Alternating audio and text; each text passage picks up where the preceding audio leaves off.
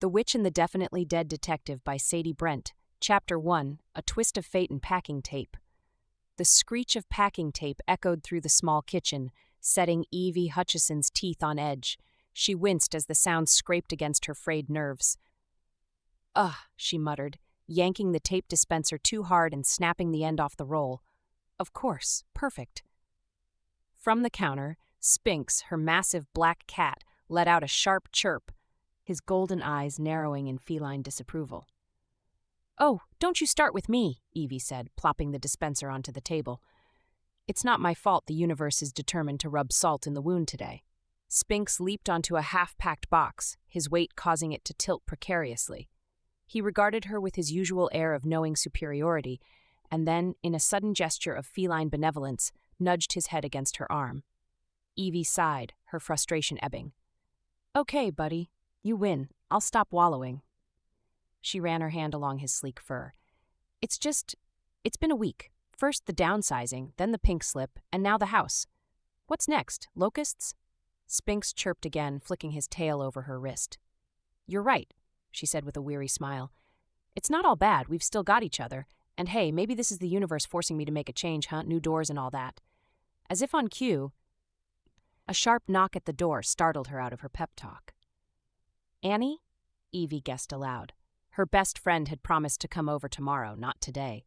She pushed the packing tape aside and made her way to the door, brushing a loose strand of brown hair from her face.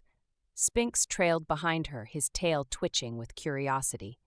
The sight of Annie Sloane on the porch, balancing two oversized takeout bags and wearing her signature megawatt grin, instantly brightened Evie's mood. "Surprise!" Annie sang. "Thought you could use some emergency sustenance. Hope turkey and sun-dried tomato sandwiches still qualify as your favorite." "You're a saint," Evie said, stepping aside to let her in. "Get in here before I cry all over you." They sat at the kitchen table, the scent of roasted turkey mingling with the faint lavender oil that Evie had been burning to cleanse the stress earlier. "So," Annie began, pulling the sandwich from its wrapper with surgical precision, "what's the plan?" Evie raised an eyebrow. "Plan for what? Today? Tomorrow? The rest of my life? Because I'm fresh out of ideas for all three." Annie gave her a pointed look. "Evie, you're not one to mope. I mean, okay, you're allowed a day or two, but you've been sulking for a week. It's time to get your act together. What's next?" Evie hesitated. "Honestly, I don't know. I've been looking for apartments I can afford, but you've seen my budget. The options are grim." Annie frowned. "And jobs?" Evie picked at the crust of her sandwich. "Nothing promising yet. The blog's doing okay, but it's not enough to keep me afloat, let alone Spinks and me both." Annie reached over and squeezed her hand. "Hey, you'll figure it out. You always do. And who knows? Maybe something amazing is right around the corner." Evie snorted. "Unless someone drops a winning lottery ticket in my mailbox, I don't see how." They finished their lunch, talking about everything and nothing. By the time Annie left, Evie felt marginally better, buoyed by her friend's relentless optimism. But as the afternoon turned to evening, reality crept back in. She was on the brink of losing everything she'd worked so hard to build. And worse, she had no idea how to fix it. She was gathering up the day's junk mail, mostly circulars and credit card offers, when one envelope stopped her cold. It was thick, made of expensive stationery, and bore an unfamiliar logo. Simoneau Law Offices, Stony Fork, West Virginia. "What on earth?" she murmured, carefully tearing it open. Inside was a letter, its script formal and precise.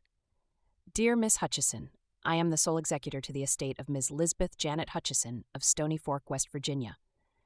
If you were not previously aware, let me extend my condolences on the sudden passing of your great-aunt Lizzie.